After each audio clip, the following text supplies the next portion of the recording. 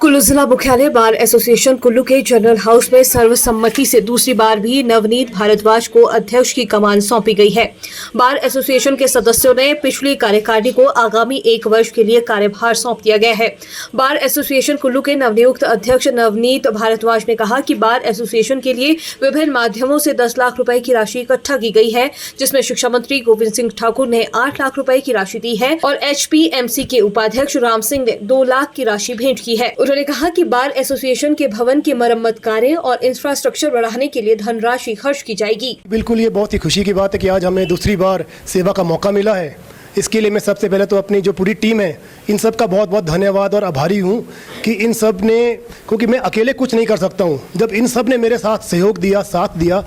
तभी उसके बाद हम एक अच्छा कार्य कर पाए हैं और जिसकी बदौलत हमें दोबारा रिपीट किया गया है। और मैं जितने हमारे सीनियर्स हैं उन सब का भी मैं बहुत ज़्यादा धन्यवाद करता हूं दिल की गहराइयों से कि उन्होंने हमें इस काबिल समझा और हमें ये जिम्मेदारी दी। साथ ही जितने हमारे बार के बाकी मेंबर्स हैं उन सब ने भी हमें सहयोग दिया और हमें कहा कि भाई आप लोग अच्छा कार्य कर रहे हैं और आप ही कंटिन्यू करें आगे, क्योंकि आज हमारा जनरल हाउस हुआ था और उसमें सर्वसम्मति से ये प्रस्ताव पारित हुआ कि इसी कमेटी को आगे का कार्यभार अगले टर्म को बढ़ाया जाए। पिछला जो 1 साल था हमारी पूरी की पूरी कमेटी के लिए नया था, क्योंकि हम में से कोई भी पहले बार की बॉडी में नहीं बना था,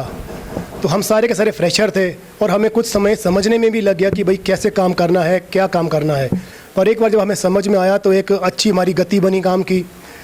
हमने विभिन्न स्रोतों से धन भी जुटाया, करीबन 10 लाख रुपए हमने यहाँ की मुरम्मत वगैरह के लिए धन जुटाया है और जो यहाँ की मेन समस्याएँ थी उन सब पर हमने बहुत ध्यान दिया। जैसे यहाँ पे कुछ कुर्सियों की कमी थी वो लाई गई, कुछ रिपेयर मेंटेनेंस के काम थे उन पर ध्यान दिया गया। हमारे यहाँ पे पार्किंग की बहुत समस्या थी, उसके लिए हमने यहाँ पे सारे में बोर्ड वगैरह लगवाए इधर, और कुछ हमारे अंदर के लिए कुछ वाटर कूलर्स वगैरह खरीदे गए और छोटी छोटी चीज़ें बहुत सारी थी जो हमने की।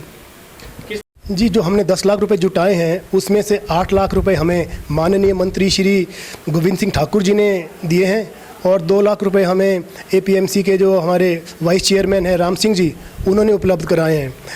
तो इस पैसे से जो हमने यहाँ पे रिपेयर और मेंटेनेंस के काम करवाने थे वो सारे के सारे हमने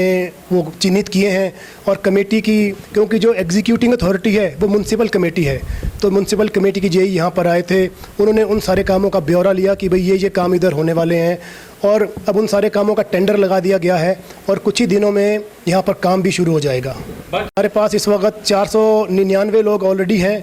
और आने वाले इस साल में 500 हमारा आराम से क्रॉस हो जाएगा। तो इतने ज़्यादा जब हमारे मेंबर्स हैं तो